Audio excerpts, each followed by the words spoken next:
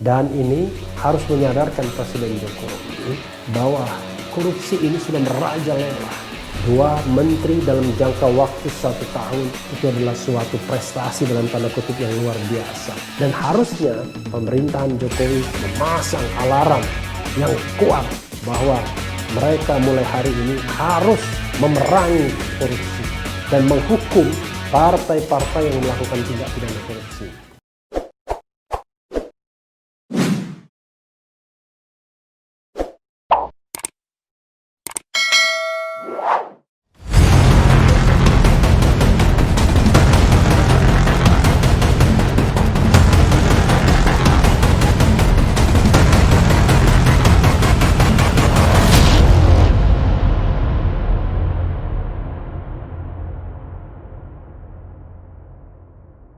Assalamualaikum warahmatullahi wabarakatuh. Ini breaking news, sobat RH sekalian. Saya masukkan ini di Uncut, Refli Uncut, biar kita langsung bisa upload ya. Dan ini, dini hari menjelang subuh, tapi beritanya sungguh hangat nih ya. KPK tetapkan Menteri Sosial Juliari tersangka bansos COVID-19. CNN Indonesia, Minggu 6 Desember 2020, ini beritanya pun pukul 1.26 ya. Jakarta, CNN Indonesia, KPK menetapkan Menteri Sosial Juliari Peter Batubara JPB sebagai tersangka korupsi program bantuan sosial penanganan virus corona 2019. Selain itu, Lembaga Anti Rasuah juga menetapkan 4 orang lainnya sebagai tersangka. KPK menetapkan 5 orang tersangka sebagai penerima, JPB Juliari P. Batubara, MJS AW sebagai pemberi, Aim HS, ujar Firly, Minggu 6 Desember dini hari.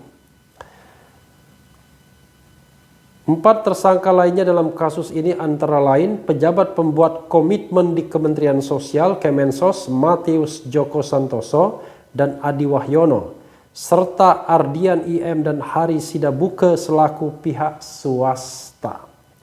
Kasus dugaan korupsi ini terbongkar lewat operasi tangkap tangan OTT terhadap 6 orang. Mereka yang diamankan antara lain Matius, Direktur PT 3 Pilar Agro Utama Wan Guntar, Ardian, Hari, dan Sanjaya pihak swasta, serta sekretaris di Kemensos Selvi N.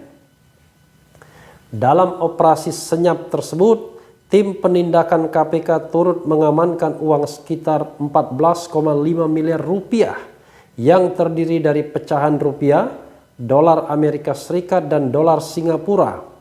Uang disimpan di dalam 7 koper, 3 tas ransel dan amplop kecil yang disiapkan Ardian dan Hari. Luar biasa ini orang-orang ini ya.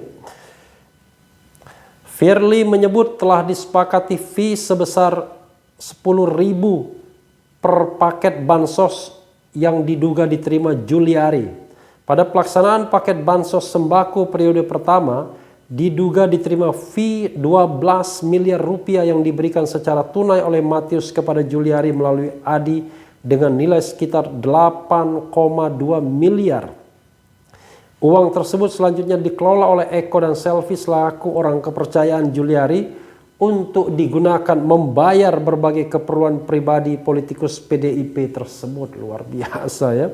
Untuk periode kedua pelaksanaan paket bansos sembako, terkumpul uang fee dari bulan Oktober 2020 sampai dengan Desember 2020 sejumlah sekitar 8,8 miliar rupiah yang juga diduga akan dipergunakan untuk keperluan Juliari.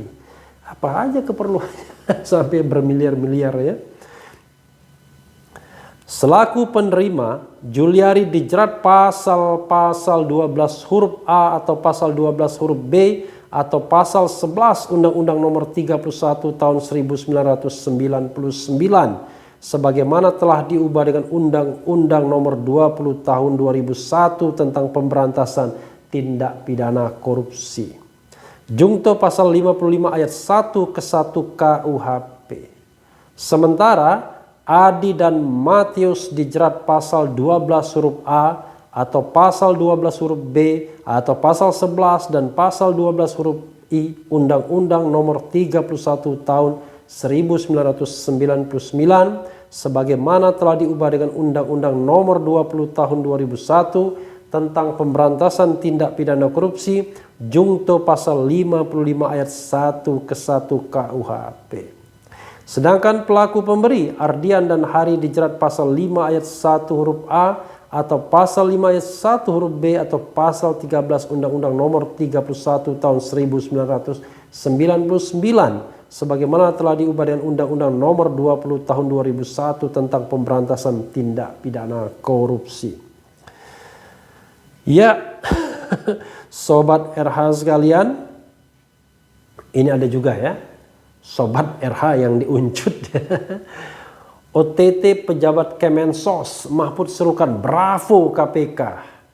Kira-kira akan bravo nggak Prof Mahfud kalau yang terlibat adalah Menteri Sosial yang berasal dari the ruling party PDIP. Jadi Sobat RH sekalian, Sobat uncut ya, ini breaking news, memang luar biasa ya.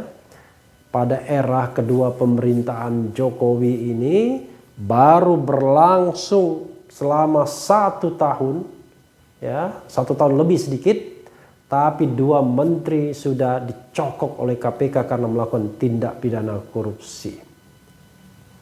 Dan kita tahu pada era pertama ada 1 menteri Idrus Marham yang juga ditetapkan sebagai tersangka, terdakwa dan akhirnya dipidana karena melakukan tindak pidana korupsi juga. Walaupun hukumannya tidak lama. Ya. Dan sekarang kita tahu bahwa 2 menteri yang dicokok ini adalah 2 menteri dari backbone pemerintahan paling tidak, di mana kita tahu bahwa Gerindra pertama Edi Prabowo dan Juliari P. Batubara dari PDIP adalah menteri-menteri yang berasal dari partai besar. PDIP sebagai partai yang paling besar kursinya dan Gerindra kursinya nomor 3 setelah Golkar. Mungkin jangan-jangan mereka berpikir KPK sudah lumpuh sehingga mereka bisa melakukan tindak pidana korupsi. Atau mereka tidak pernah berpikir bahwa korupsi mereka akan dicokok oleh KPK karena KPK sudah di bawah ketiak pemerintahan misalnya. Karena mereka berasal dari the ruling party, partai yang berkuasa. Jadi Sobat Era sekalian, kalau tidak ada sense of crisis dari pemerintahan Jokowi untuk menindak pelaku korupsi ini dan memimpin langsung pemberantasan korupsi, maka kita tidak bisa berharap bahwa korupsi ini akan hilang di Indonesia, di negeri ini. Kenapa?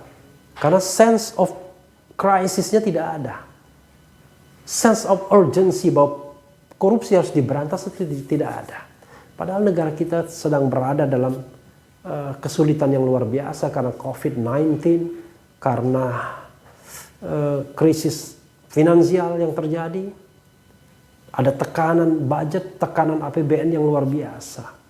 Tapi para pejabatnya masih tega juga menerima uang suap. Masih tega juga melakukan tindak pidana korupsi. Edi Prabowo, Juliari P. Batubara bukanlah yang terakhir mungkin. Ini fenomena gunung es. Ya kelihatannya hanya berapa saja, tapi di bawah permukaannya jangan-jangan sudah berakar dan berurat.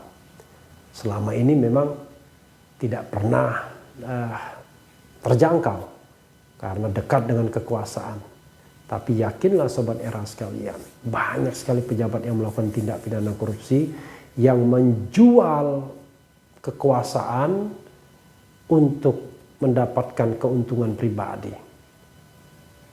Dan mereka ya mungkin sekarang masih beruntung karena tidak dicokok oleh KPK atau KPK tidak berani masuk pada lingkaran yang paling inti dari pusaran korupsi itu. Tapi kita tidak tahu mudah-mudahan KPK terus berani menabrak mereka yang melakukan tindak pidana korupsi kendati orang tersebut berada di lingkar kekuasaan misalnya. Dan ini harus menyadarkan Presiden Jokowi bahwa korupsi ini sudah merajalela. 2 menteri dalam jangka waktu 1 tahun itu adalah suatu prestasi dalam tanda kutip yang luar biasa. Dan harusnya pemerintahan Jokowi memasang alarm yang kuat bahwa mereka mulai hari ini harus memerangi korupsi dan menghukum partai-partai yang melakukan tindak pidana korupsi. Jadi Gerindra tidak perlu diganti dengan Gerindra, PDIP tidak perlu diganti dengan PDIP karena mereka sudah merusak wajah pemerintahan dan harapan di negeri ini dengan menempatkan kader yang akhirnya melakukan tindak pidana korupsi. Memang berlaku azas presumption of innocence, tetapi saya yakin seyakin-yakinnya kalau KPK sudah melakukan OTT, sudah berani menangkap, pasti KPK memiliki bukti yang sangat kuat. Sobat Uncut sekalian, Uncut, Refli Uncut, itu saja breaking news ini luar biasa. Kita tunggu apa komentar atau statement dari Presiden Jokowi, apa statement atau komentar dari Megawati Soekarno Putri, apakah Juliari P. Batubara segera menyerahkan diri, dan juga bagaimana tindak lanjut dari semua ini. Yang penting tetap ikuti channel ini, baik Refli Harun maupun Refli Uncut atau Refli Uncut. Assalamualaikum warahmatullahi wabarakatuh.